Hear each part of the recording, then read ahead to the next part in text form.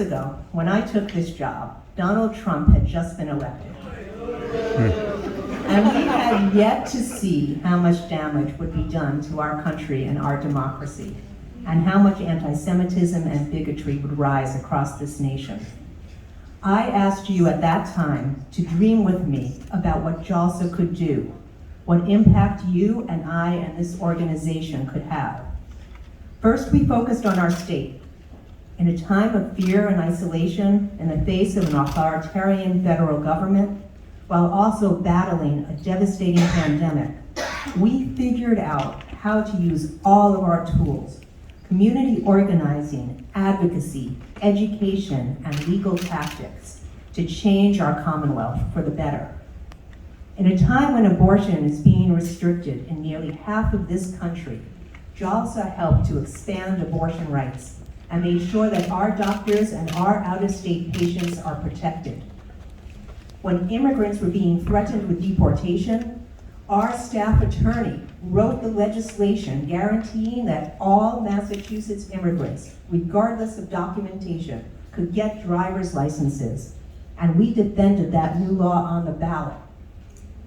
When the federal government stopped funding school meals, we ensured that Massachusetts would continue funding so that school children would not sit in classrooms hungry, unable to learn. We worked on economic justice with our Raise Up partners, and instead of sending thoughts and prayers, we continue to strengthen our already best in the nation gun violence prevention laws.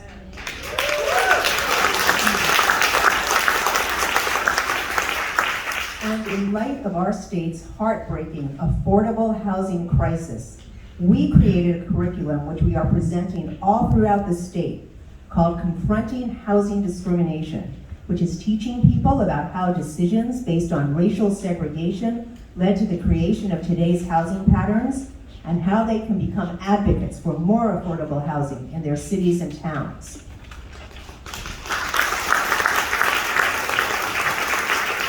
And in the face of racial injustice, JALSA created our Jews of Color initiative, which was just selected as one of the prestigious 10 to Watch programs among all Jewish initiatives in North America.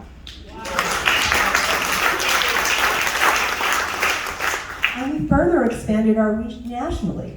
When ballot questions regarding abortion arose in Michigan, Kansas, and Kentucky, our Massachusetts volunteers were there to help. When a crucial Wisconsin Supreme Court seat was being decided, we were there.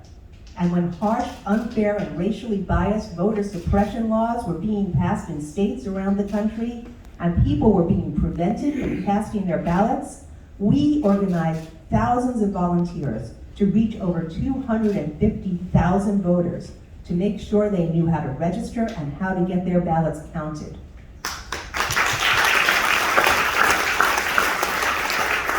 I'm also proud that when the Jewish community around the country wanted to participate in these ballot and voting rights campaigns, it was JALSA that was able to step up, and our talented and tech-savvy staff was able to coordinate the work of people across multiple states to meet the need.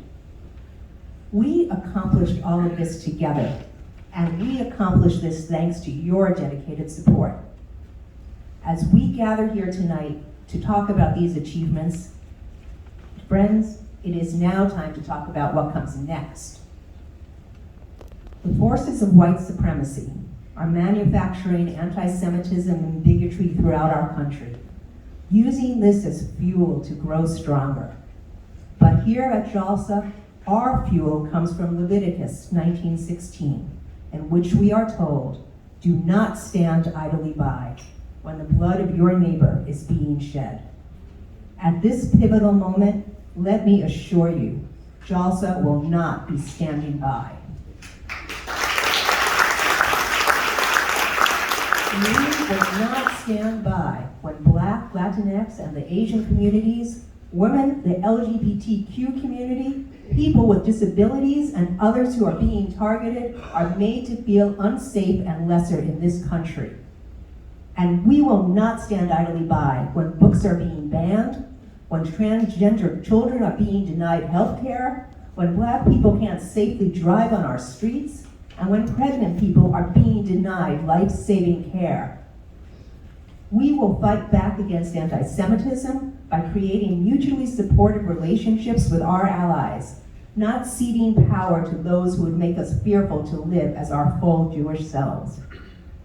And when the Supreme Court, the place that many of us, perhaps naively, assumed would always be a refuge for defending our rights, has now become a place where our rights are being eroded, we will not stand idly by.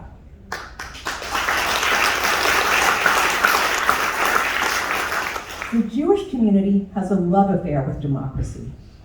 And while that democracy is nowhere near perfect, we are passionate about our Constitution and our Bill of Rights, with laws that ensure our freedoms. The freedom to vote, to make our own choices about our own bodies, to live without fear of violence, to marry who we love, and to live authentically, embracing who we are. Because we know that the Jewish community thrives in a multiracial, multi-faith, inclusive democracy that upholds the value of dignity for all people, kavod habriot. A world in which every person is healthy, economically secure, and treated with dignity and respect, free from discrimination and fear. That is JALSA's vision. I want you to feel the power of this movement with me. In this room, and on JALSA's board, advisory committee, and among our passionate supporters, we have current and former federal and state legislators, governors and mayors, policymakers from city councilors to cabinet secretaries, corporate leaders at the highest levels, affordable housing and real estate professionals, bankers, nonprofit CEOs and executive directors, clergy, university professors, civil rights leaders, attorneys, and thousands upon thousands of volunteers. And our coalition partners with whom we have profound and meaningful relationships, lifting up each other's voices in the corridors of the State House, in the press, and in quiet one-to-one conversations where we build the solidarity and trust that leads to systemic change, altering the lives of millions of people. I truly believe that there is nothing that this group of people working towards a single goal cannot achieve. And the times are calling for us to use this moment, to use all that we have built and are continuing to build here at JALSA for justice. So let us no longer talk about dreams. Let's talk about reality. The reality of what it means to not stand idly by, what it means to take action. I thank you for everything you have done to make this year's event our most successful annual meeting ever. To take us even further, to allow us to take the steps to realize our vision, I hope you'll join our rapid response team and our issue action teams. And I hope you will consider investing even more deeply in this work. You can do that tonight, either through our QR code on the back of your program or with a pledge card, or you can contact me and we can talk about what's needed to build this movement. JALSA will never stop until this vision is realized, and each and every one of you in this room is part of that vision. I thank you again from the bottom of my heart for your support, which is what has brought us to this season and will allow us to continue to grow. Thank you.